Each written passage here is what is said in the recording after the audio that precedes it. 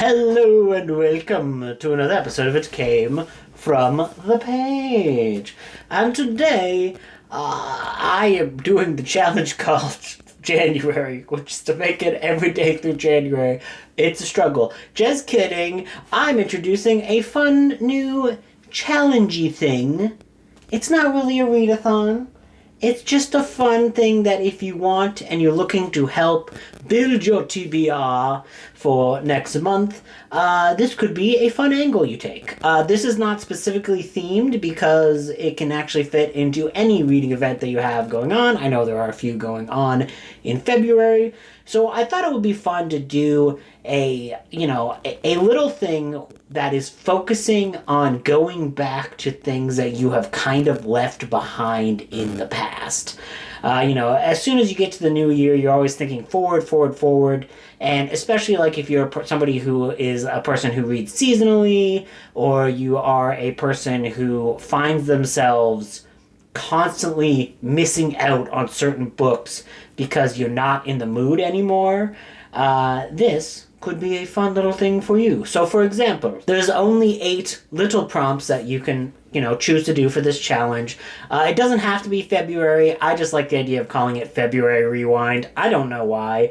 I just think that's a fun thing. But to kind of get the idea of the event, I think the very first prompt, which is Back to the Future. I named these all after time travel movies. There's no real... The theme's just like, it doesn't really matter. There's no real theme. I just wanted to name them after time travel movies, okay? Blah, blah, blah, blah, blah. Anyway, so this is to read a book that you soft DNF'd. So I feel like we all do this, where you pick up a book and you don't hate the book. You don't think the book is bad. You just go, I don't feel like it today. Like, I'm not in the mood right now. And then you close up the book. Maybe it's after 10 pages, maybe it's after 50 pages. And then it goes back on the shelf, and it can be legitimately years before you pick it up again. Which is why one of the prompts here is to read a book you soft DNF. So now you have an incentive, if you're a person who likes to do little challenges and stuff like that, to go back and grab one of those books that you were reading, and then you just kind of went, bleh, it's not in the mood. Well, now, bitch, you're in the mood because it's thematic. I don't know. Some people, these things help out. Other people might just be like, I do it whatever I want. Primer. That's a wild movie. Anyways, read the book you've owned for the longest that you haven't read yet. So this could be, depending on who you are and what your book collection looks like, this could be a book that you have legitimately owned since you were like 10 years old. This could be a book that maybe you're somebody who reads really fast. Maybe this is a book that's only a year old. But I feel like we all have a book that we have bought in the past, and enough time has passed where you're like, oof, I definitely should read that. And I think now would be a perfect time to do that, if you'd like. Time crimes. Read a book you've read, but in a different format. So this is something that I think is a fun experiment to do, especially if you're somebody like me who listens to a lot of audiobooks. I listen to audiobooks more than anything. I'm going to put my Audible stats up here, and I know somebody's going to be like, that's not realistic, he did not do that. And I'm like, I didn't make the stats, Audible made the stats. I have no interest in padding the most embarrassing stats of anything that I've ever seen. But those were the stats.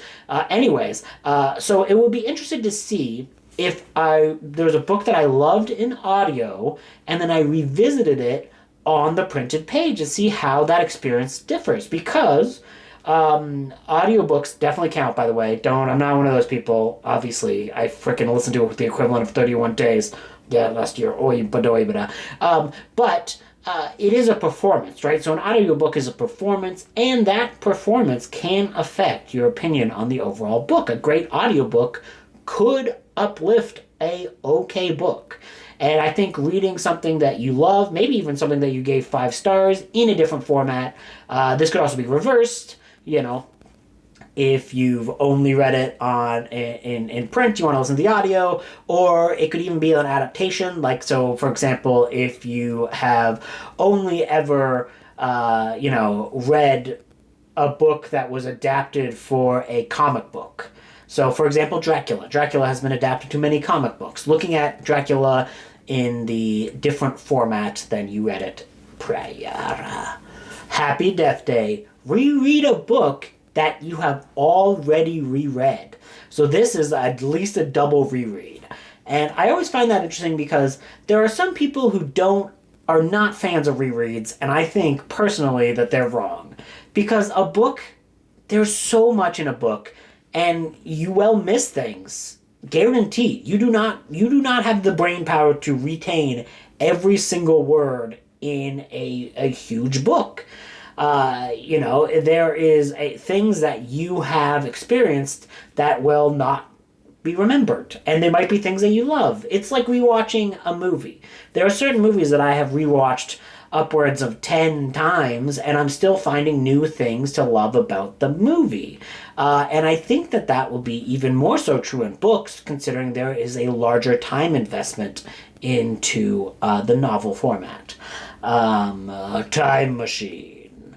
Continue a short story collection you started but didn't finish. Now, this is something that I, for one, am notorious for. Now, you don't necessarily need to read the entire short story collection. This could just be you taking another short story out of a collection. But I'm a person who picks up and doesn't finish short story collections occasionally, and I love them, and I love the stories in them. I just, for whatever reason, I don't finish the collection. Yeah, I think that this is a really good one that you could do, whether it's just reading one more story, or finishing the book. Either one is applicable. Groundhog Day. Reread a book you didn't like, but you think your opinion will change. Now, this can be a book that maybe you read it in high school and you think as an adult that you would like it more. Or maybe it's a book that you read and a friend that you didn't like, but then you watched a friend's review on BookTube and you thought they had a really good point, and upon reflection, you think that your opinion on the material would change with a reread. Maybe it won't. Maybe it will. But that's for you to find out. Blah, blah, blah. That's how Dracula is. Blah. T2 Judgment Day. Read a sequel or the next book in a series that you love. Pretty self-explanatory there. And finally, read a TBR Vet. The Time After Time. Now that's a fun movie. Time After Time. Yeah, I love that movie. Anyways, read a TBR Vet. And what this means is this is a book that constantly falls on your TBR again and again and again, or maybe even once, or anything that you have made a TBR for and you've just not got to it. That is the veteran of the TBR. So yeah, this is just supposed to be a fun, relaxing thing. February is the shortest month of the year. If you are looking to kind of think about things that you have missed in the past and reflect on things going in the future, maybe this might help you. I know it's going to help me build the funnest February TBR. Have a good day. Goodbye.